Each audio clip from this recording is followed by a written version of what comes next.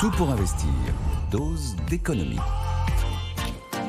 Notre dealer d'information économique est avec nous. Bonjour Nicolas. Bonjour. Il est venu outillé avec son rabot. Le rabot qui ne fait que commencer. Selon nos confrères du Figaro, 10 millions d'économies engagées par Bercy. Non, 10 milliards. 10 milliards, pardon, j'en perds mes unités.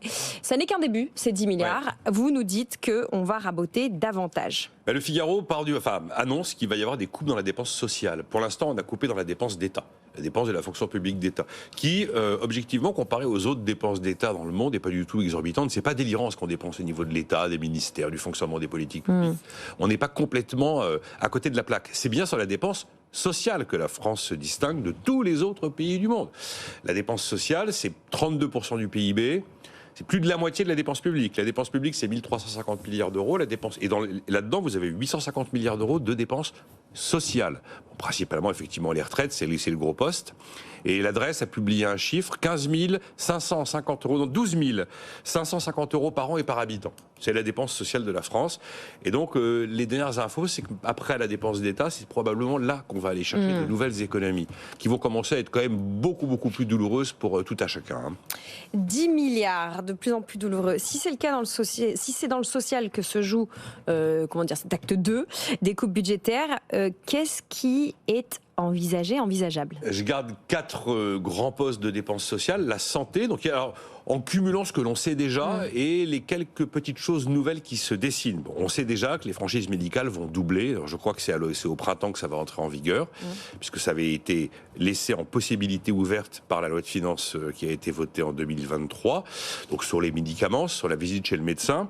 On sait qu'il y a une guerre là qui se joue entre les taxis et l'assurance maladie pour savoir si on va réussir ou pas à modifier le mode de remboursement des transports sanitaires. Désormais, on veut imposer pour qu'il y ait remboursement, il y a un covoiturage sanitaire. C'est 5,8 milliards tous les ans, les transports sanitaires par les taxis. C'est quand même une sacrée somme. Et puis, il y a une question en suspens, et ça c'est une nouveauté. Va-t-on continuer à indemniser à 100% les patients atteints d'ALD, les affections longue durée? Les principales sont le diabète et le cancer. Aujourd'hui, c'est 66% de la dépense de santé, les ALD. C'est quand même l'énorme poste de dépense de santé, c'est ça.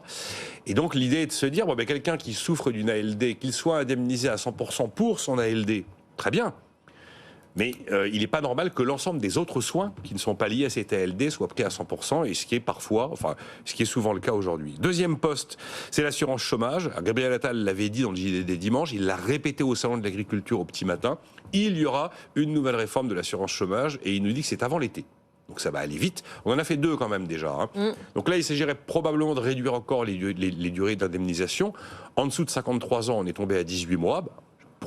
Pourquoi pas aller à 15, j'en sais rien. Ça reste une durée plus importante que les autres pays. Mais en tout cas, on a réduit la durée d'indemnisation. Il évoque aussi la possibilité, ou une piste, qui serait d'aller plus loin en termes de dégressivité des allocations, des indemnités. Pardon, pas des allocations, des indemnités. Pour l'instant, cette dégressivité n'existe que pour les cadres. C'est l'une des précédentes réformes. D'ailleurs, on a créé de la dégressivité passé à un certain salaire, mais on n'a pas baissé les cotisations payées en face, ce qui est quand même objectivement une forme de hold-up, si on part du principe que c'est une assurance, l'assurance chômage.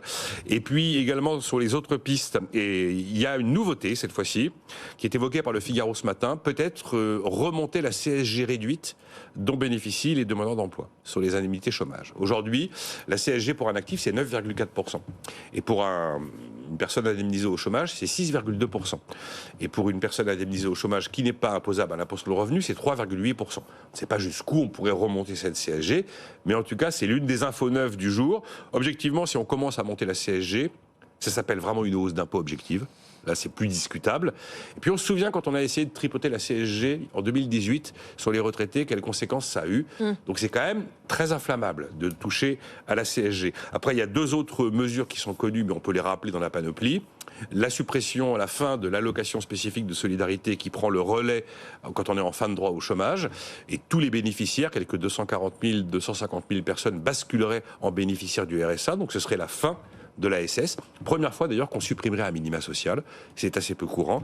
Et puis le fameux RSA sous condition de réaliser 15 à 20 heures d'activité, qui pour l'instant est en expérimentation dans plusieurs départements français. Il est toujours prévu de le généraliser au début de l'année 2025 à l'ensemble du pays. Voilà pour le poste santé et assurance chômage. Vous ne nous avez pas parlé de retraite. Ah, la retraite. Alors sur la retraite, Thomas Cazenave a quand même lâché une petite bombe. C'est le ministre du Budget.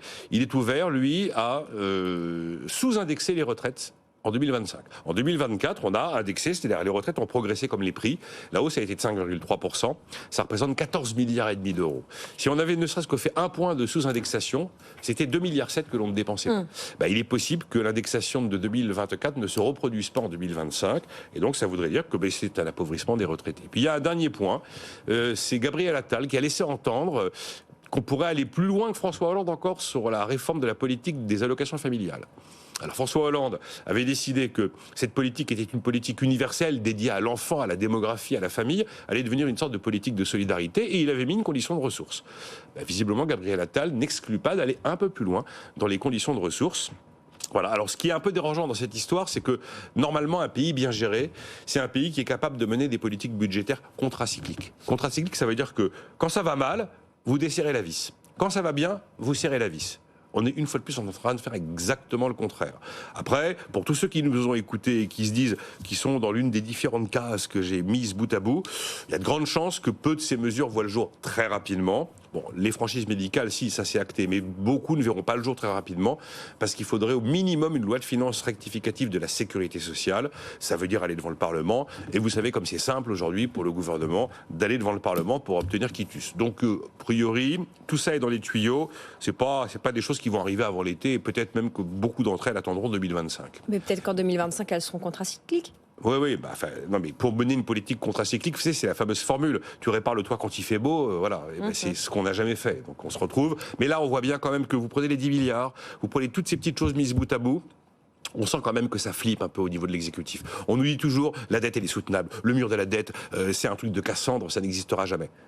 Attention au jamais. Voilà, il ne faut jamais dire jamais. La Grande-Bretagne s'est retrouvée avec le FMI à ses portes il y a quelques mois quand Liz Truss avait sorti un budget complètement fantoche. Attention à se dire que ça n'arrivera jamais. Bon, certes, on est la France, certes, on a l'euro, mais on sent quand même qu'il y a un peu de pression. 10 milliards d'euros, on dit qu'on est allé gratter les fonds de tiroir. On n'a jamais vu un gouvernement tenter d'aller chercher 10 milliards d'euros, encore faut-il les trouver, par des décrets d'annulation de crédit. Utiliser les décrets d'annulation de crédit pour monter à 10 milliards, c'est quand même un montant important, ça prouve qu'il y a un peu de fébrilité quand même à Bercy. Sarah Bott, merci Nicolas Dose pour cette dose d'économie.